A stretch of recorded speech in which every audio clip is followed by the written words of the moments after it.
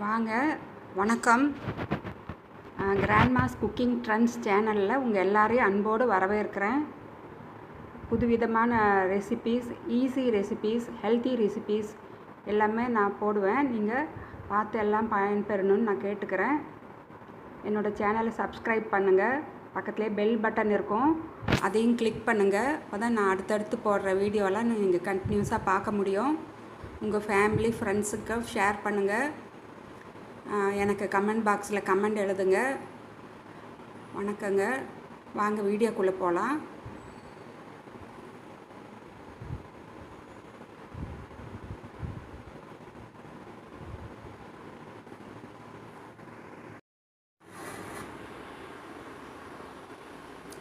பாருங்க, இதுதான் புளிச்ச கீரை. இது ஒரு கட்டு எடுத்து நான் சுத்தம் பண்ணி நல்லா 2-3 தடவை நல்லா கழுவி வினிகரு, கல்லுப்பு, கொஞ்சம் மஞ்சத்தூள் எல்லாம் போட்டு முதல் தடவை ஒரு 10 நிமிஷம் அப்படியே கீரையை ஊற வச்சுட்டு அப்புறம் அந்த தண்ணியை ஊற்றிட்டு மறுபடியும் 2 தடவை நல்ல தண்ணியில் அலசி எடுத்து வச்சுருக்கேன்.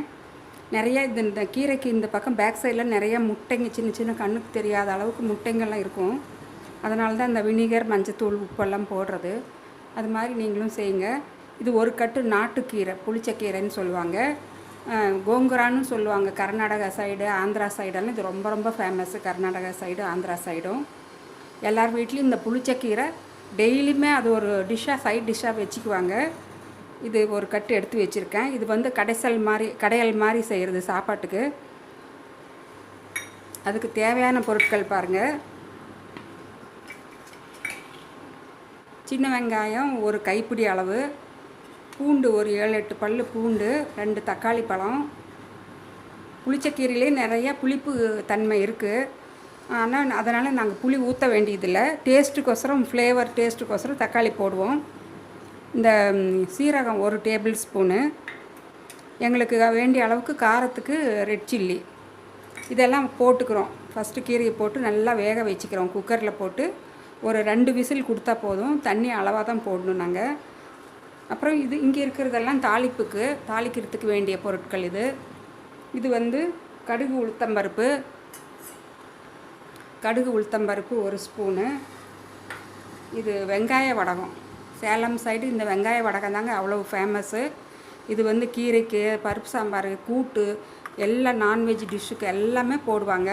இந்த வெங்காய வடகம் தாளிப்புக்கு யூஸ் பண்ண அவ்வளோ டேஸ்ட்டாக இருக்கும். அப்புறம் பாருங்கள், இந்த சின்ன வெங்காயம் கொஞ்சம் கட் பண்ணி ஒரு கைப்பிடி அளவுக்கு, சின்ன வெங்காயம் எங்களுக்கு வேண்டிய அளவுக்கு போட்டுக்கலாம். எங்கள் தேவைக்கு, எங்கள் டேஸ்ட்டுக்கு தகுந்த மாதிரி. 2 ரெட் சில்லி தாளிப்புக்கு. அப்புறம் நல்லா கீரையை நல்லா வெந்து கடையிறப்ப இந்த மிளகு, பெப்பர் பவுடர் ஒரு 1/4 டீஸ்பூன் எடுத்து வச்சுருக்கேன். இந்த பெப்பர் போடுறதுனால அது ஒரு தனி டேஸ்ட்டு வரும். அதனால் பெப்பர் ஒரு 1/4 டீஸ்பூன் எடுத்து வச்சுருக்கேன். இப்போ பாருங்கள் எப்படி செய்யலான்னு பார்க்கலாம். ஃபஸ்ட்டு கீரை போட்டுக்கலாம். கீரை போட்டதும் எங்களுக்கு கொஞ்சம் லேசாக கலர் மாறும். இந்த கீரையில் நிறைய அயன் சத்து இருக்குது. அப்புறம் நிறைய ஃபைபர் இருக்குங்க. இது வந்து நிறைய ஹீமோக்ளோபின் கம்மியாக இருக்கிறவங்களுக்கெல்லாம் நிறையா சேர்த்திக்கலாம். இது வாரத்தில் 2 தடவை கூட சேர்த்திக்கலாம். அவ்வளோ இதில் மருத்துவ குணங்கள் நிறையா இருக்குது. பாருங்கள், ஒரு கட்டுக்கே பாருங்கள் குக்கர் நிறைய நிறைஞ்சிடுச்சு. ஆனால் இது வெந்ததும் ரொம்ப கம்மியாகிடும். அதையும் நான் காமிக்கிறேன் உங்களுக்கு. கீரையை முதல்ல குக்கரில் போட்டு அதோடவே நாங்கள் வந்து வெங்காயம் பாருங்கள், கொஞ்சம் இந்த குக்கரில் போட்டதும் அந்த ஹீட்டுக்கே பாருங்கள் கீரை வந்து கலர் மாறுது. பாருங்கள், இந்த மாதிரி அயன் சத்து நிறையா இருக்கிற எல்லா ஐட்டமே எங்களுக்கு வந்து கொஞ்சம் சூடு அந்த இதில் பட்டாலே வந்து கலர் மாறும். ஆப்பிளெல்லாம் எப்படி பாருங்கள் கட் பண்ணி வச்சா கலர் மாறுதில்லைங்க. ஆப்பிளில் நிறைய அயன் இருக்குது. பாருங்கள், ஒரு ஃபுல் குக்கர் போட்டது உங்களுக்கு கம்மியாகிட்டே வருது. பாருங்கள், சூடு ஏற ஏற கீரை பாருங்கள் எவ்வளோ குறைஞ்சிருக்குன்னு. ஒரு ஃபுல் குக்கர் நிறையா போட்டது. இப்போ இவ்வளோ ஆயிடுச்சு எங்களுக்கு. இதை ஃபஸ்ட்டு இப்படி போட்டு நல்லா ஒரு தாளிப்பு, எண்ணெய் எதுவும் இல்லை, வெறும் குக்கரில், சூடாக இருக்கிற குக்கரில் போட்டிருக்கேன். பாருங்கள், இவ்வளோ தான் வந்திருக்கு. இதுக்கு தகுந்த அளவுக்கு தான் நம்ம தண்ணி ஊற்றணும். நீங்கள் நிறையா கீரை இருக்கேன்னு நிறையா தண்ணி ஊற்றிட்டிங்கன்னா அப்புறம் அதை ஓவர் குக் பண்ணி அந்த தண்ணியை சுண்ட வைக்கிறதுக்கு இந்த கீரையில் இருக்கிற சத்து எல்லாமே போயிடும் எங்களுக்கு. பாருங்கள், இந்த 1 கிளாஸ் தண்ணி எடுத்து வச்சுருக்கேன். இதுலேயும் நான் வந்து பாதிக்கும் கம்மியாக தான் ஊற்றுறேன். 1/4 கிளாஸ் தண்ணி தான் ஊற்றுறேன். பாருங்கள், போதும் எங்களுக்கு, இதே எங்களுக்கு போதுமான அளவு தண்ணி தான்.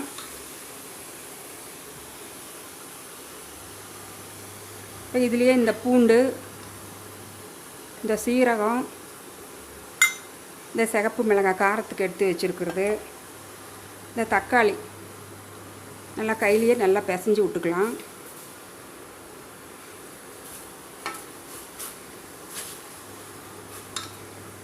சிலர் கீரை முதல்ல தண்ணியில் போட்டு வேக வச்சு தண்ணியை வடிச்சிடுவாங்க, அந்த புளிப்பு ஜாஸ்தியாக இருக்குன்னு சொல்லி.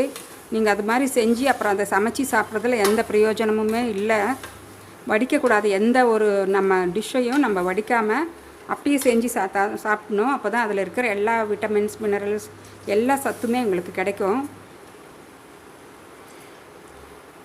பாருங்கள், நான் 2 தக்காளி போட்டிருக்கேன். ஒரு சிலர் புளி ஊற்றுவாங்க.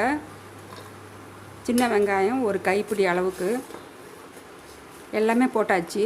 இப்போ இதில் எங்களுக்கு கம்மியாக உப்பு போட்டால் போதும். ஏன்னா இது கீரையோட அளவு ரொம்ப கம்மியாக இருக்குது.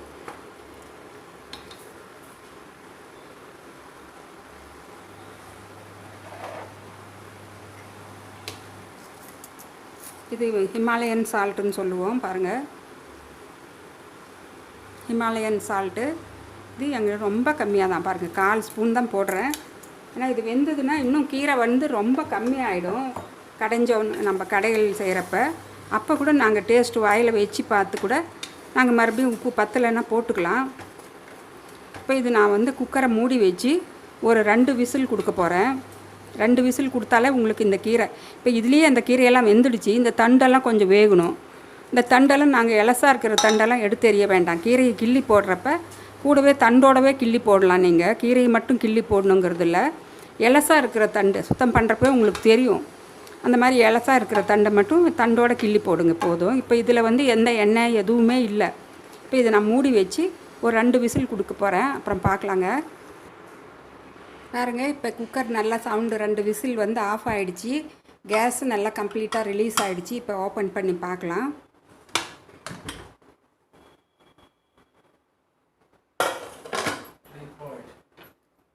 பாருங்கள், எந்த அளவுக்கு நல்லா தண்ணியெல்லாம் சுண்டி நல்லா உங்களுக்கு வந்திருக்கு. பாருங்கள், இந்த தக்காளி, வெங்காயம், பூண்டு எல்லாமே நல்லா வெந்துடுச்சு. இப்போ இந்த ஸ்டேஜில் நாங்கள் இதுதான் மத்துன்னு சொல்லுவோம். இது மத்தில் 2 விதம் இருக்குது. இது பருப்பு கடையிற மத்து, இந்த மாதிரி கீரை பருப்பு எல்லாம் கடையலாம். இன்னொரு மத்து வெண்ணெய் எடுக்கிற மத்து, தயிர் கடைஞ்சி வெண்ணெய் எடுக்கிறோம் பார்த்தீங்களா, அந்த மத்து. அதில் கடைய வேண்டாம். இது தாங்க மத்து. இந்த மாதிரி நாங்கள் நல்லா கடைஞ்சிக்கணும். மத்து இல்லாதவங்க இல்லை கடைய தெரியாதவங்க இது நல்லா ஆறுனதும், இந்த சூடெல்லாம் ஆறுனதும் மிக்சியில் போட்டு டிப்பரில் ஒரே ஒரு டிப்பர் போட்டு நீங்கள் மிக்சியில் போட்டு எடுத்து வச்சுக்கலாம். அப்படியும் பண்ணலாம், இது மாதிரியும் பண்ணலாங்க. மத்தில் கடைஞ்சால் அது ஒரு டேஸ்ட்டாக இருக்கும். பாருங்கள், இது நல்லா மத்தில் நல்லா கடைஞ்சி தனியாக ஒரு பாத்திரத்தில் எடுத்து வச்சுருக்கேன். இந்த மாதிரி வருங்க. ரொம்ப நைஸாக வரக்கூடாது, கடையக்கூடாது. மிக்சியில் நீங்கள் கடைஞ்சாலும் ரொம்ப நைஸாக நீங்கள் கடைஞ்சிட்டிங்கன்னா ஒரு மாதிரி பசை மாதிரி ஆகிடும். வலுவழுப்பு ஜாஸ்தியாக இருக்குது, தெரியும் உங்களுக்கு.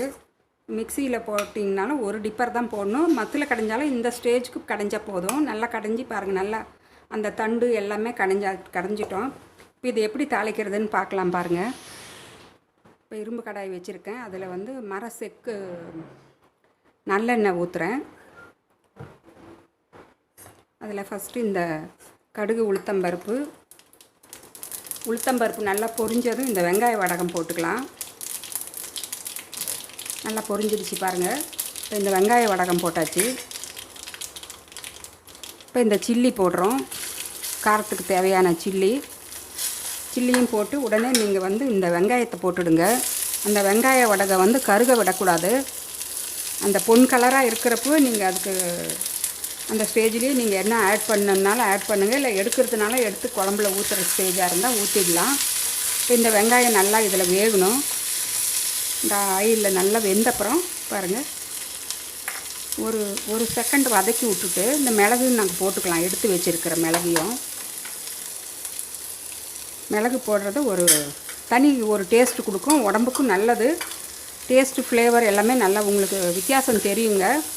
இந்த மாதிரி நீங்கள் நல்லா அந்த வெங்காயம் மட்டும் நல்லா வேகிற அளவுக்கு ஒரு பிஞ்சு உப்பு போட்டுக்கலாம். ஹிமாலயன் சால்ட்டு சீக்கிரமாக வெங்காயம் வந்து எங்களுக்கு சீக்கிரமாக வெந்துடும். கொஞ்சம் அந்த க்ரன்ச்சி ஸ்டேஜ் வர்றப்ப நாங்கள் அடுப்பை ஆஃப் பண்ணி எடுத்து இந்த கீரை மசியலில் போட்டுக்கலாம். இந்த கீரையிலேயே வந்து 2 விதம் வருதுங்க. ஒன்று வந்து கொஞ்சம் லைட்டாக ரெட்டிஷாக வருங்க இலையெல்லாம், அதுவும் வாங்கலாம். நீங்கள் வெளிநாட்டில் இருக்கிறவங்களுக்கும் கிடைக்கும்னு நினைக்கிறேன். இந்த கீரையெல்லாம் இது மாதிரி கிடைச்சா வாங்கி வாரத்தில் ஒரு நாளாவது நீங்கள் செஞ்சு சாப்பிடுங்க. ரொம்ப நல்லது இதெல்லாம். இதை வந்து மூலிகைன்னு நம்ம பெரியவங்கெல்லாம் சொல்லுவாங்க. இது மூலிகைக்கு உண்டான அவ்வளவு மூலிகைனாலே தெரியும் உங்களுக்கு. சத்து நிறையா இருக்கிறது தான் மூலிகைன்னு சொல்லுவோம். வைத்தியத்துக்கு பயன்படுத்துகிறது தான் மூலிகைன்னு சொல்லுவோம். அந்த மாதிரி இதில் வந்து அவ்வளவு நிறையா விஷயங்கள் இருக்குங்க. உடம்பு வலி, இந்த கான்ஸ்டிபேஷன் ஆகிறவங்க, பைல்ஸ் இருக்கிறவங்க, பைல்ஸ் வியாதி இருக்கிறவங்க, நோவு இருக்கிறவங்க, அவங்க எல்லாம் இது வாரத்தில் ஒரு நாள் 2 நாள் சேர்த்திக்குங்க. உங்களுக்கு எல்லாமே குணமாயிடும். வந்து இதில் நிறைய அயன் இருக்கிறதுனால ஹீமோக்ளோபின் லெவலும் அதிகமாகும் இதெல்லாம் அடிக்கடி சாப்பிட்றதுனால. பாருங்கள், இப்போ நல்லா வெங்காயமும் நல்லா ஓரளவுக்கு வெந்துடுச்சு. இந்த ஸ்டேஜில் இந்த கீரை கடைசியில் போட்டு ஒரு கிளறி விட்டு அடுப்பை ஆஃப் பண்ணி நம்ம எடுத்துடலாம். நல்லா வெங்காயமெல்லாம் ஒரே மாதிரி இதில் கலந்து வருங்கிறதுக்காக தான் நான் அதிலேயே அப்படியே கொட்டுறேன். பாருங்கள், இது ரெடி ஆகிடுச்சு. இந்த ஸ்டேஜில் நாங்கள் அடுப்பு ஆஃப் பண்ணிடலாம்.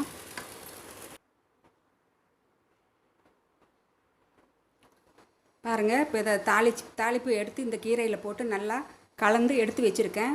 சூப்பராக இந்த கீரை மசியல் ரெடி ஆகிடுச்சிங்க. நீங்கள் இது மாதிரி செஞ்சு சாப்பாட்டில் போட்டு நீங்கள் நல்லெண்ணெயும் ஊற்றி சாப்பிட்லாம், இல்லை நல்லெண்ணெயும் ஒரு தடவை ஊற்றி சாப்பிட்லாம்.